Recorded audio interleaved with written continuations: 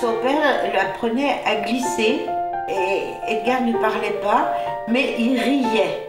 Il riait, il avait de la neige, il se prenait des boîtes, il tombait, il en avait de partout, mais il se relevait. J'ai vu un gamin qui avait un engagement total. Dans les bosses, il s'engageait totalement. Il tombait souvent, c'est-à-dire parce qu'il lui manquait quand même un petit bagage technique, mais il n'avait pas peur de s'engager totalement à la limite de ses capacités. Et puis surtout, c'était la notion de plaisir qu'il a retirée. Et cette notion de plaisir, c'était comme un soleil là, au milieu de la piste. Je me suis dit, ce jeune, là, il est assez extraordinaire en termes de potentiel.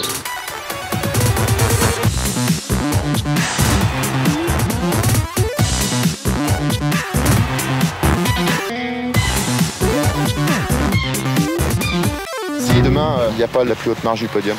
Je sais pas, j'ai pas envisagé ça.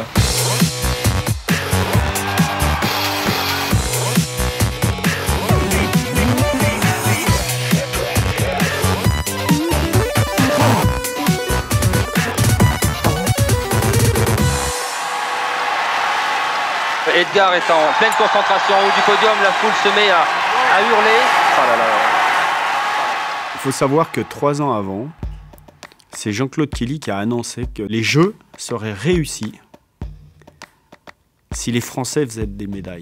C'est vrai de tous les Jeux Olympiques, été, hiver. L'organisateur, pour que sa réussite soit totale, dépend pratiquement totalement des résultats de son équipe nationale. Et donc, je l'ai pris pour moi, en fait. Je l'ai pris comme un challenge. Quand j'ai eu l'occasion de voir Jean-Claude Killy 1 an avant, je suis allé le voir, je lui ai dit « T'inquiète, je vais gagner ». Très bien, ça fait une médaille d'or, mais encore fallait-il la chercher. Et quand il a dit « Non, non, je serai champion olympique, Jean-Claude, ne souris pas. C'est comme ça. »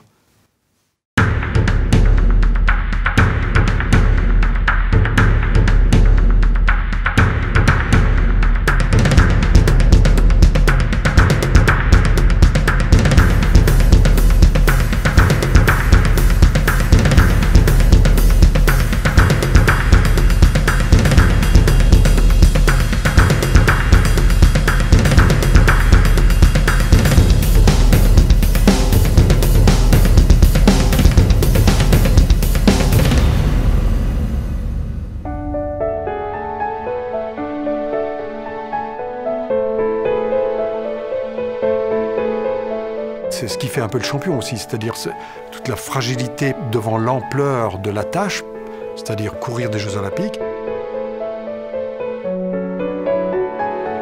mais aussi la dureté, l'égoïsme, le sûr de soi du champion, qui est pratiquement obligatoire. Il avait tout ça, lui. Et puis en plus, il voulait être champion olympique.